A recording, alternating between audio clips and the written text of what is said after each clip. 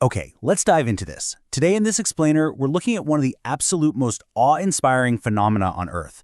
We are talking about the incredible journey of millions of migratory birds traveling thousands of kilometers all the way to India. It's this massive story of ultimate endurance, pure survival, and honestly, some of the most fascinating biology you are ever going to encounter. I mean, just think about this for a second.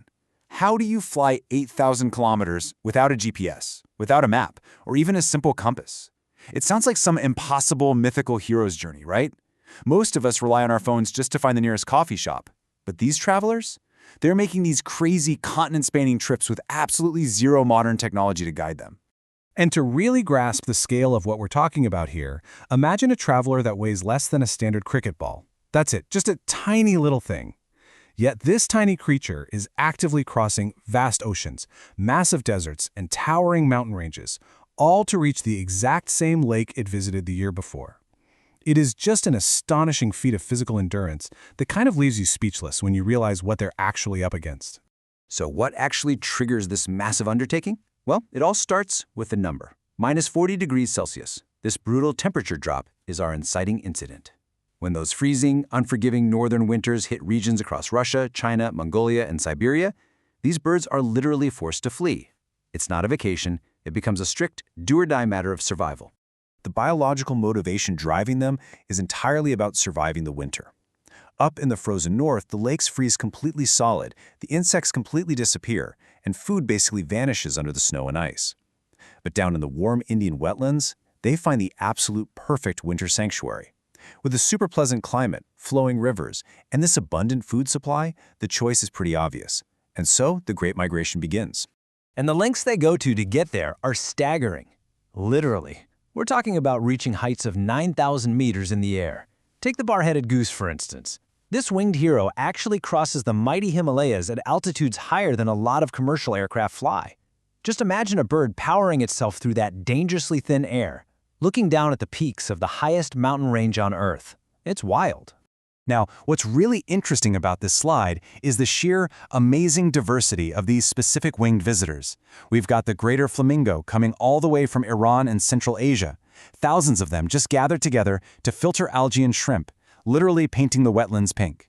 Then you've got demoiselle cranes flying in from Mongolia to hunt insects and frogs, rosy starlings flying in from Eastern Europe, aggressively chasing down locusts, and, of course, the incredibly rare, iconic Siberian crane. Each one brings a completely unique piece of the world straight to the Indian wetlands. And hey, the diversity doesn't stop there. There's this massive duck and goose contingent that arrives from Russia and Siberia. We are talking about the northern pintail, the common teal, the Eurasian widgeon, and the gargani.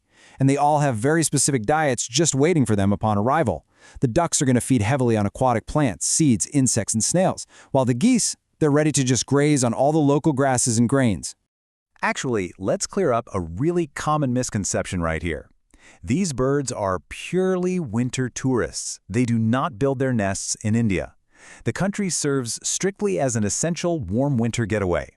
As soon as spring rolls around and temperatures rise back home, these guys pack up and fly all the way back north to build their nests, lay their eggs, and raise their chicks during that really short northern summer.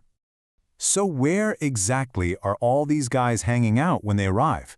Well, they spread out across world-famous sanctuaries like Keoladeo National Park in Rajasthan, Nal Sarovar in Gujarat, and Chilika Lake, which stretches all the way across Andhra Pradesh and Tamil Nadu. But get this, consider Chilika Lake in Odisha for a second. This single location welcomes over 1 million birds every single year. 1 million! The sheer scale of these gatherings is truly mind-boggling. Maharashtra also boasts some pretty incredible winter hotspots, from Nandur Madmeshwar near Nashik to the Mayani Bird Sanctuary in Satara and the Jayakwadi Bird Sanctuary. I really want to highlight Bigwan, though, which is often called the Bharatpur of Maharashtra. It's incredibly famous for hosting flamingos and countless other water birds. Thousands of enthusiasts and photographers flock to these spots every winter just to witness the spectacle for themselves. Okay, but here is the ultimate mystery. How do they return to the exact same Indian lake every single year? Really think about that for a second. They fly thousands of kilometers across vast oceans, past these crazy complex weather systems, over the towering Himalayas, and they rarely ever lose their way. How do they navigate so perfectly? And this brilliantly illustrates how nature has equipped them with the most advanced biological GPS on Earth. First up, they actually possess a built-in compass that literally senses the Earth's magnetic field to keep them oriented. Crazy, right? They also utilize celestial mapping, meaning they navigate by the position of the sun during the day and read the stars at night. Over time, they build up this geographic memory, recognizing coastlines, rivers, mountains, and even familiar smells from previous trips. And tying the whole shebang together is generational learning, where the young birds literally memorize these intricate migration routes by flying alongside the experienced adults. It is a profoundly sophisticated, multi-layered system.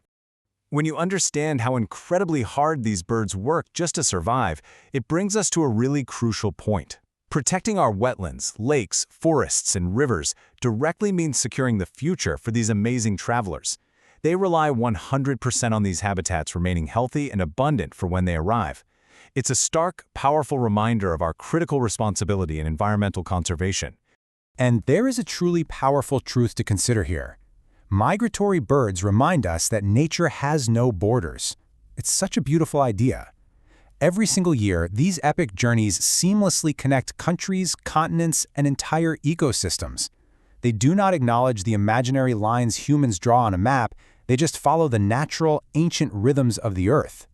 So the next time you see a flock of birds flying across the sky, I want you to ask yourself, where have they traveled from? Some of those birds, weighing less than a cricket ball, might have just crossed thousands of kilometers, towering mountain peaks, and vast deserts just to spend the winter near you. It really invites you to look up and fully appreciate the incredible, borderless journey happening right above us. Thanks for joining me on this explainer, and remember, keep looking up.